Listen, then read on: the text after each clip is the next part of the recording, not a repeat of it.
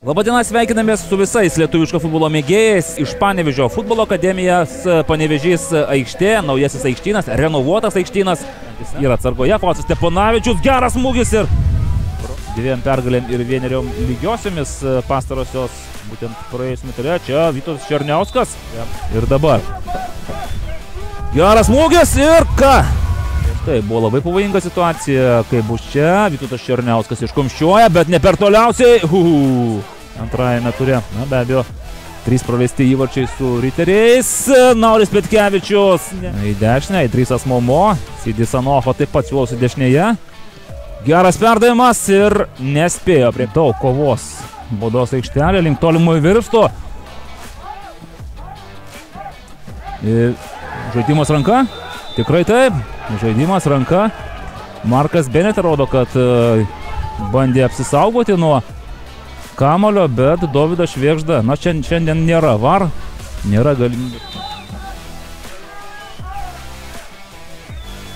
Ir Pavle Radunovičius guldo kamulį į vieną pusę, Igną Plūką į kitą.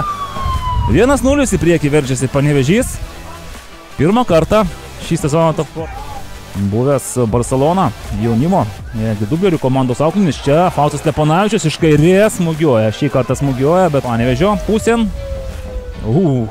Čia galėjo būti Marko ceremonijų. Vėl Faustas Steponavičius. Vaičiakauskas. Šį kartą geresnis perdavimas ir nespėja prie Marijampolės Sūduvos vartų apgultis. Rokas Rasimavičius dar kartelį. Vaičiakauskas blokuoja jos smūgį. Ir Markas Beneta atlieka perdavimą, Dalius Stankevičius. Čia pražanga galiausiai fiksuojama. Link tolimojo virpsto ir bravo, Pavle Radunovičius po Lino Klimavičiaus perdavimo. Šį kartą derinys išpildytas visų 100%. Lukasas Devega, Linas Klimavičius prie tolimųjų virpsto ir Pavle Radunovičius įneša kamuolį į vartus. Top Forto lygos 3 turo 4 rungtynės baigėsi. Pergalę 2-0 iškovojo aikštės šeimininkai, Panevėžio futbolininkai.